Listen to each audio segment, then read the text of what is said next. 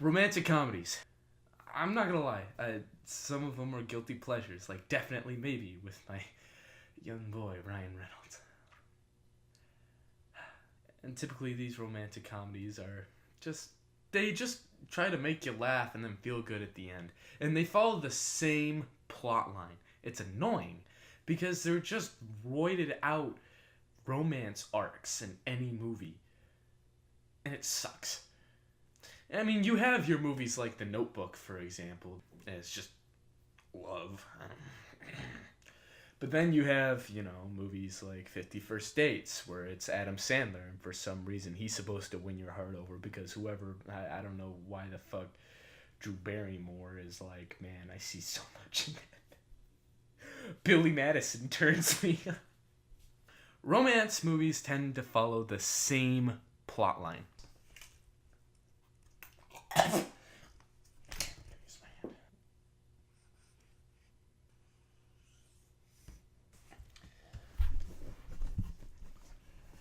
Rom-coms. So, you have your guy right here, right? And this is the chasm. Up here, everything's fine. It's all good. He's with his girl, right? He's with his girl, and, let's name this, so it's Billy and Betty. Billy and Betty. Now that's Billy and Betty. Billy and Betty are having a good time. They've been going out for a couple years, right?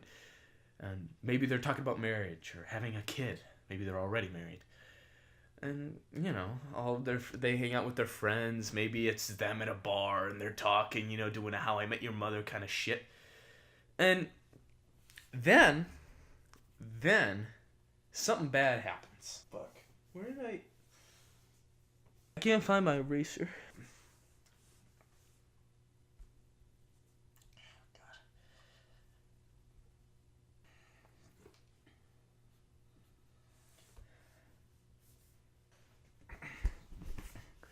Billy gets too close to the edge, and he falls, is saying, ah. And so Billy, it's not looking too good for him. Betty's sitting pretty up there, right?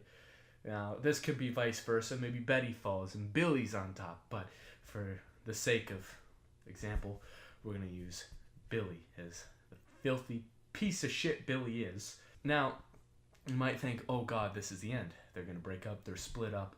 Bad things happen. This whole thing could be anywhere from maybe Billy cheats on her and she finds out. Maybe vice versa. She cheats on him and he falls down this pit of alcohol and drugs, maybe. How is Billy going to be saved? What's going to happen to Billy? Is Billy going to get out of the hole? Is he going to die alone? I don't know. I don't know what's going to happen to Billy. But you forget the director or the writer, anyone who's in charge of the screenplay, obviously wants a satisfying end. So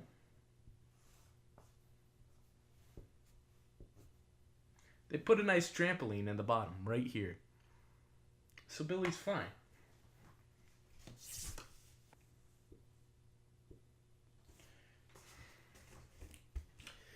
Billy hits that trampoline. Now, what's going on with Betty? Is she still sitting pretty up there? Oh, she's building a motherfucking bridge because, Betty's a piece of shit and knows how to do that stuff for some reason. She's going over. Maybe she's seen another guy. Maybe this bridge that she's going across, she's doing fucking fine. And maybe this whole bridge is she's going on other dates. Maybe they broke up briefly, taking a break. And, like the whole Ross and Rachel, like, we're on a break. We were on a break.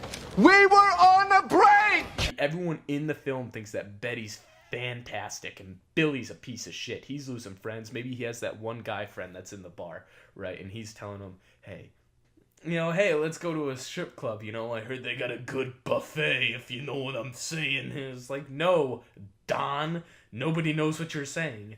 And they follow the same fucking plot. And he gets saved. She's across the bridge. He ends up here. And then they end up together, right? They end up together again in this nice heart. Everything is fine. everything is fine.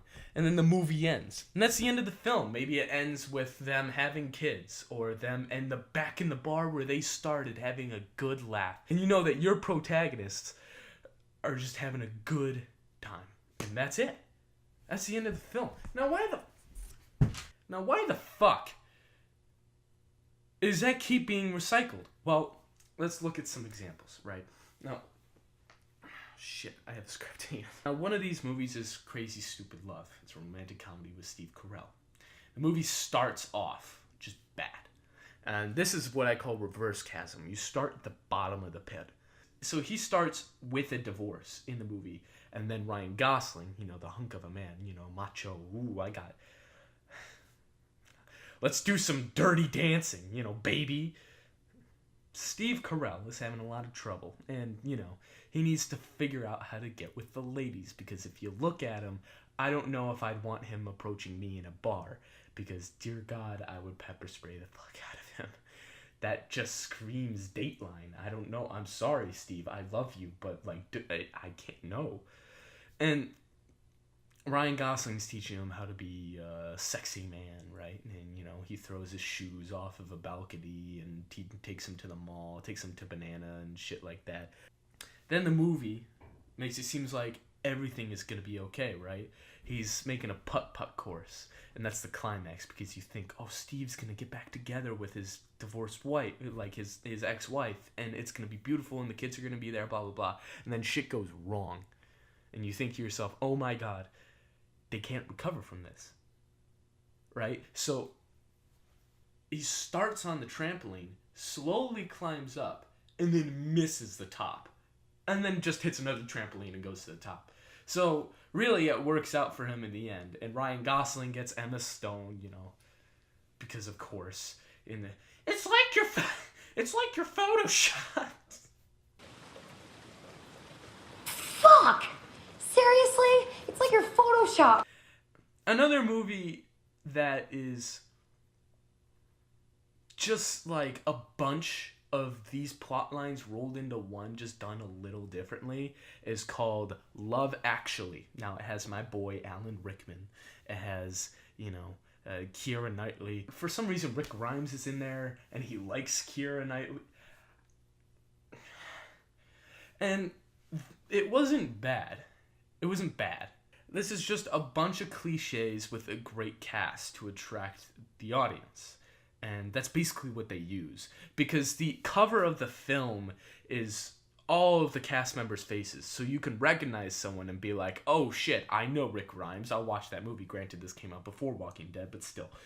And it's just a bunch of cliche rom-coms rolled into one. Like, it's just short stories rolled into one big movie. It's just a bunch of cliches, right? It's even got the cliche of him going to an airport and finding the girl, except it's a kid, so that's where they change it up a little bit. I will say, though, I do love the whole drug addict, I like my manager kind of arc, where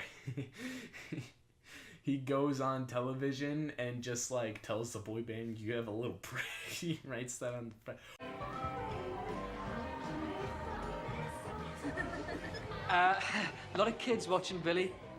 Woo! That's comedy. Now, where am I getting at with all this? It's just a shame that these are just roided out romance arcs from other movies. And it sucks. Because I feel like romance is just overdone. And I don't know why it needs to be in all these movies. It's in comedies, it's in mysteries, it's in action, adventure, just sci-fi, like Passengers, for example, although that's more romance, not comedy. But the whole thing is just, it's a lazy character motivation. What's the easiest thing to write? Like, why does a character want to go into the bunker where all the guys with guns are, and he's going to go in and kill them all, and why? Why would he do that? That's stupid. It's just an action movie at that point. Oh, but Dr. Mastermind has his girl trapped inside the bunker. It makes me sad that there's no motivation that the character has for themselves. There's no self-motivation. There's no where they sit there and they just think, well, fuck, I gotta be the better person. You know, I gotta do the good thing. But it's never like that. It's always gotta be for someone else. And the easiest one is obviously, like I said, the easiest one is to just say, oh, it's the girl I like, or it's the guy I like. It's anything like that. And it sucks. It drills into our heads that we can only do things for other people, and when we do things for ourselves, it's selfish. Because in movies like romantic comedies, whenever somebody does something for themselves, the other person is like, no, that's garbage. It's not selfish. Any sort of self-motivation, I need to do this for me. You know, I've had plenty of instances in my life where I've done things for myself, and it was never viewed as selfish. In fact, it was encouraged, either by my family, my friends. And it sucks. Because in movies, that's just not how it works. And there's no balance. It's just one or the other. In reality, you do things for other people, and you do things for yourself. And movies just don't portray that. And romantic comedies are just... I guess what I'm trying to get at is that romantic comedies are just shitty feel-good films, but they should never be taken literally. You should never walk away from a rom-com and think, wow, that was a good idea, I should try that. No, never. There are romantic comedies that are a little bit inspiring. Love, Simon, for example. I saw that film in theaters and it was great. I laughed. It was genuinely funny. Whoever wrote the jokes in that movie was great. And it also was the first mainstream romantic comedy to heavily include homosexuality. And that's important. Other movies don't do stuff like that. It's all about taking the cash from people and just saying, this is easy. And they never deviate from formulas anymore. And it annoys me. There's a romantic comedy every single year in theaters.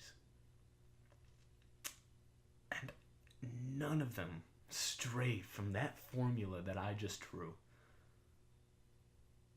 Very few do it. And as of recently, I don't think any of them have, other than Love, Simon. Even so, Love, Simon had the same formula. It was different for another reason, obviously, but it just did the same. Well, that's my view on romantic comedies. They don't suck. I don't hate them. Like I said, my beautiful Ryan Reynolds, my beautiful boy, my beautiful Canadian boy, he saves romantic comedies just with definitely maybe just his personality. I'm like, all right, I'm here for it. I don't care about the stupid, like, oh, which girl did I marry and fail miserably. No. It's beautiful. I love him. The moral of the story is I like Ryan Reynolds. I don't want to play anymore. This whole idea was dumb. Billy's fucked. He's gonna be divorced in a couple years. I don't want to play anymore.